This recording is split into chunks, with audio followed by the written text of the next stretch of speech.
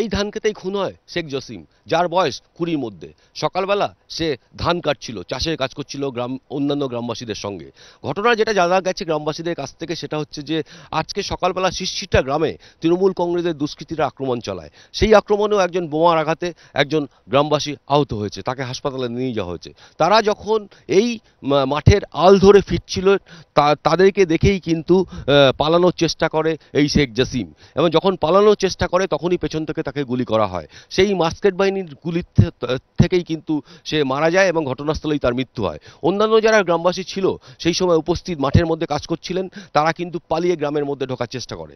তারপরই পুলিশকে খবর দেওয়া হয়, বিশাল পুলিশ বাহিনী আছেন, জেলার এসপি নিজে আসেন, এসে তিনি মৃতদেহটি মাঠের মধ্যে থেকে তুলে উদ্ধার করে আপাতত হাসপাতালে নিয়ে গেছে।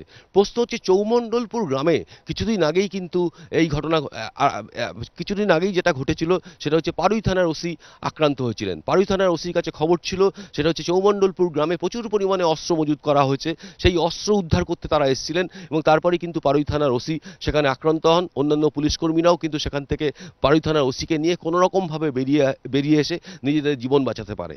অর্থাৎ প্রশ্নটা হচ্ছে সাধারণ মানুষ যারা গ্রামে থাকেন তারা এতটাই আতঙ্কিত, তারা এই দুটো রাজনৈতিক দল, একদিকে বিজেপির আক্রমণ, একদিকে তৃণমূলের আক্রমণ, সমস্ত জায়গায় মিলেই কিন্তু পাড়ুইতে প্রত্যেকটি গ্রামে সাধারণ মানুষ কিন্তু যথেষ্ট আতঙ্কিত এবং নিরাপত্তাহীনতায় ভুগছে।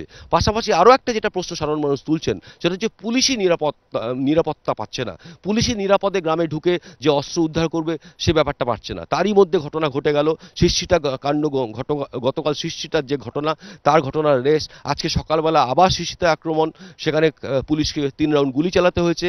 আজকে আক্রমণের পর যখন সেই মাস্কেট বাহিনী যখন ফিরে যাচ্ছে তখন চৌমণ্ডলপুর গ্রামের পাশে যে ধান ক্ষেত সেখানে শেখ জসিমকে খুন করে দিয়ে চলে যায়। ক্যামেরায় অজয় রায়ের সাথে সুমন ঘড়াই, এবিপি আনন্দ, বীরভূম।